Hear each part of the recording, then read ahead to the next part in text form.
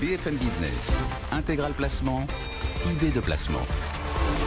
Vos placements, votre patrimoine sous l'œil avisé ce matin de Benoît Lombard. Bonjour Benoît.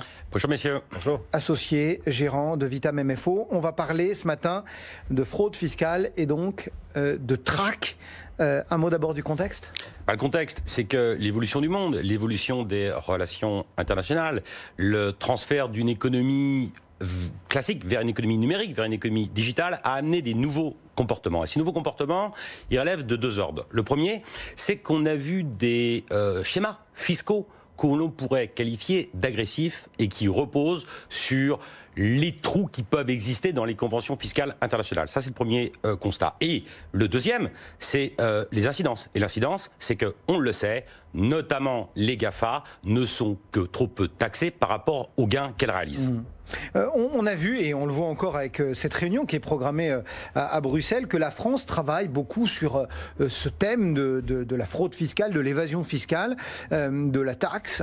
Aujourd'hui, on a envie de dire fini de rire, non ? Fini de rire parce qu'il manque entre 100 à 240 milliards de dollars par an de rentrée fiscale. C'est entre 4 et 10% du montant total de l'impôt sur les sociétés mondiale. Donc on voit que c'est important. Alors il y a deux types de volets. Il y a en droit interne, et puis il y a en droit français, et puis en droit international. Fini de rire en 2013 parce que une loi du 6 décembre 2013 a voulu lutter contre cette fraude fiscale, tel était du reste son nom, en créant un office central de lutte contre justement les schémas d'optimisation fiscale. Et cette fraude, elle a allongé la prescription fiscale pour certaines opérations qui peuvent être réalisées, et puis surtout des peines aggravées. Donc on voit qu'il y a un volet fiscal, des peines pénales aggravées, puisque les sanctions peuvent aller jusqu'à 7 ans d'emprisonnement, 2 millions d'euros d'amende. Donc on voit qu'il y a un renforcement de ces dispositifs-là. Et puis, un parquet a été créé aussi avec un procureur de la République financier en 2013. Cet arsenal juridique, il se veut dissuasif, il se veut répressif, et il était peut-être même pas encore suffisant à défaut de coopération internationale. On avait retenu pour le commun des mortels, les mesures d'incitation avec les différentes cellules au rapatriement des capitaux en France, etc. Mais ça ne concerne pas que les particuliers, hein, c'est vraiment tous les schémas, alors, y compris ceux des entreprises bien et sûr. autres. Hein, donc là, en 2013, on avait un volet qui visait les personnes morales, les entreprises, assujetties à l'IS, et bien évidemment les particuliers. En 2018, là, on a encore deux nouvelles séries de mesures qui sont arrivées, avec une loi du 10 août et puis une loi du 23 octobre 2018. La loi du 10 août, c'est quoi ? Eh ben, c'est que les contribuables qui sont de bonne foi, eh bien là, ne seront pas sanctionnés. C'est la loi ESSOC, la fameuse droit à l'erreur, et qu'on pourrait invoquer, mais attention, invoquer qu'une seule fois si on se trompe.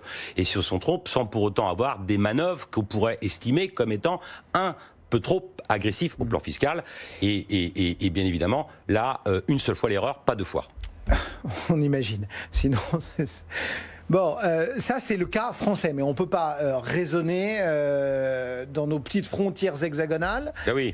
Il faut forcément de la coopération, de l'entente. Comment est-ce qu'on regarde justement évoluer certains parlent de dumping fiscal. Bien sûr. Tout le monde est d'accord ? Il n'y a pas d'harmonisation fiscale en Europe, il n'y en a pas au niveau mondial. Mais il y a 3500 conventions fiscales bilatérales au niveau mondial. La France en a signé 122, avec donc 122 pays.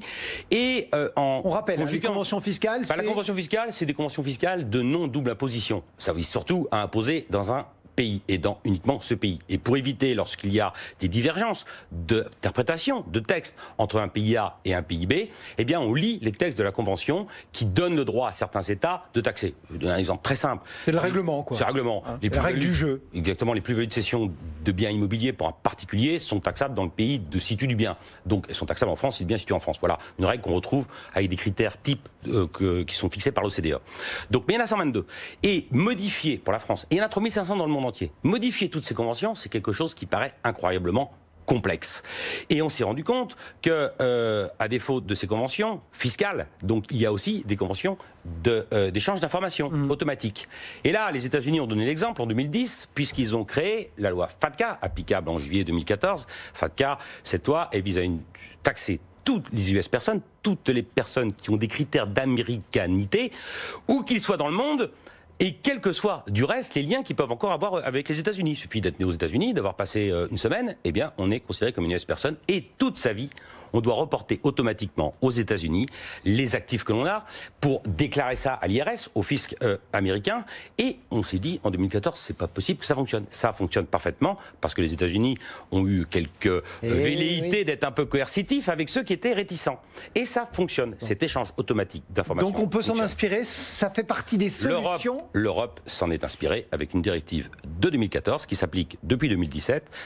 CRS, donc où il y a des échanges automatiques globaux d'informations sur le modèle un peu de ce qu'a fait FATCA, sauf que ça fonctionne essentiellement au sein des pays de l'Union. Donc ça fonctionne. Et donc aujourd'hui, plus de tricheurs qui peuvent dissimuler dans un pays membre de l'Union des actifs, puisqu'il y a cet échange automatique d'informations avec ce fameux dispositif CRS inspiré de FATCA. Quelle solution, quelle conclusion La conclusion, c'est l'OCDE qui peut nous la donner, puisque l'OCDE a travaillé pour créer ce qu'on appelle le BEPS, qui vise à lutter contre l'érosion fiscale, la base de l'assiette de l'impôt. Et ces critères, alors elle a déposé 15 mesures, donc qui sont dans ces BEPS, mais il y en a une qui nous intéresse, c'est la mesure 15, qui va être transposée en droit interne en France à partir du 1er janvier prochain, et qui vise notamment pour les multinationales à taxer là où l'économie ou l'activité économique se réalise. Il en est fini des sandwichs irlandais ou sandwichs hollandais avec les doublette irlandaises. Vous savez, c'est ces fameuses interpositions de sociétés hollandaises et irlandaises qui permettent de rapatrier de l'argent dans un territoire qui dépend ou d'Irlande ou des Pays-Bas sans impôt. Ça, c'est fini parce qu'on taxera les plus-values latentes et les gains retirés des actifs là où ces actifs ont généré ce gain. Ce qui paraît logique. Quelques éléments de compréhension de ce monde de lutte contre la fraude fiscale signé Benoît Lombard. Merci beaucoup Benoît, associé gérant de Vitam MFO.